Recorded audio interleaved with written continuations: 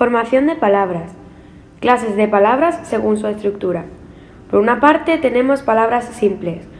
Es una palabra que está constituida por una sola raíz. Por ejemplo, casa. Palabras derivadas son aquellas que derivan de una palabra primitiva. Por ejemplo, árbol, arboleda. Palabras primitivas son las que no proceden de otra palabra, pero de estas derivan otras palabras. Palabras compuestas son aquellas que se componen de la unión de dos o más palabras para formar una nueva con significado propio. Por ejemplo, abre botellas. Palabras parasintéticas son aquellas que están formadas por medio de la composición o bien de la derivación.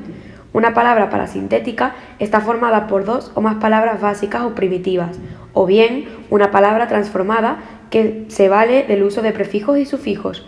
Por ejemplo, descomponer. Las siglas son palabras formadas por la unión de letras iniciales del resto de palabras que componen un nuevo término. Se suele emplear para denominar organismos oficiales e instituciones, como por ejemplo la ONU, CSIC, etc. Las siglas se escriben en mayúscula y sin acentos, son invariables para formar un plural y se usan como abreviaturas de una palabra. No se separan por puntos.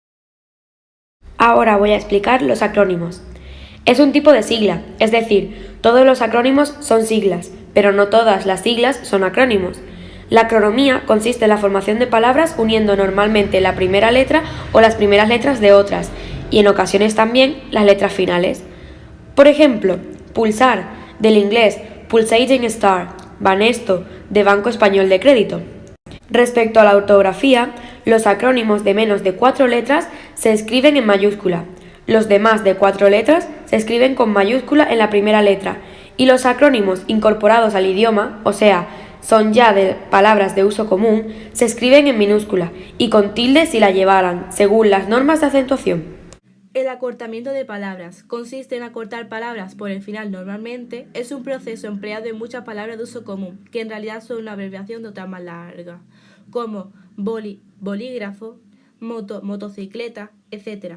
El empleo de mayúsculas, plural, acentuaciones o acortamientos de las palabras se usan en las normas generales. A continuación, explicaré la síncopa. Es un proceso que consiste en suprimir fonemas en el interior de una palabra. Ocurre generalmente en el lenguaje coloquial. Cantado pasa a cantao. La síncopa es responsable de muchos procesos de evolución de las lenguas, incluido el español desde el latín. Comparare a comprar. Tipos de síncopa. Hay 3 tipos. El primero, síncopa en fonemas vocálicos. Síncopa en fonemas consonánticos. Síncopa en sílabas completas. La formación de palabras latinas. En el vocabulario de la lengua latina podemos encontrar palabras simples formadas por una raíz a la que se le añade la desinencia propia de una flexión y palabras compuestas o derivadas de las anteriores. Conociendo los procesos de derivación y de la composición, facilitaremos el aprendizaje del léxico latino. Solo tendremos que saber el significado de las palabras simples o de la raíz, prefijos y sufijos más usuales para poder traducir un número importante de términos latinos. Conociendo el significado del verbo escribo, que es escribir, se podrían deducir los siguientes ejemplos. De escriba con sufijo va es un nombre agente, que es todo aquel que escribe, como el secretario. De escriptor con sufijo tor es un nombre agente, que es todo aquel que escribe, como el escritor. De criptios con sufijo tío, que es un nombre de acción, como la acción de escribir. De escriptura con sufijo tura, que es un nombre de acción, como la acción de escribir. De scriptorium con sufijo torium, que es un nombre de instrumento, como instrumento para escribir. De circunscribo con prefijo circum, que indica alrededor, como escribir alrededor. Y suscribo con prefijo sub, que indica debajo, como escribir debajo, suscribir, firmar, etc. Voy a explicar el significado de latinismo y extranjerismo. Latinismo es una palabra o expresión de una lengua latina que se usa en otro idioma, por ejemplo, radio. Extranjerismo es una palabra, expresión o giro de procedentes de una lengua extranjera, por ejemplo, barman. Estructura. Los latinismos y extranjerismos que se adaptan al español se sometían a las reglas generales de acentuación.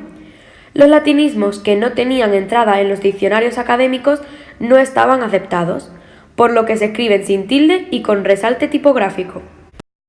Adaptación. Los grupos consonánticos extranjeros más frecuentes en préstamos tomados de otras lenguas son ING y SH. Con ING se recomienda seguir la pauta de suprimir la G final en préstamos que se incorporan al español. Con SH, la pauta es adaptar el grupo SH en S o CH, según los casos. Se exceptúan algunos topónimos y los derivados de antropónicos. Un neologismo puede definirse como una palabra nueva que aparece en una lengua, o a la inclusión de un significado nuevo de una palabra ya existente o de una palabra procedente de otra lengua. La creación de neologismos se produce por modas y necesidades nuevas. Ejemplo, blogger.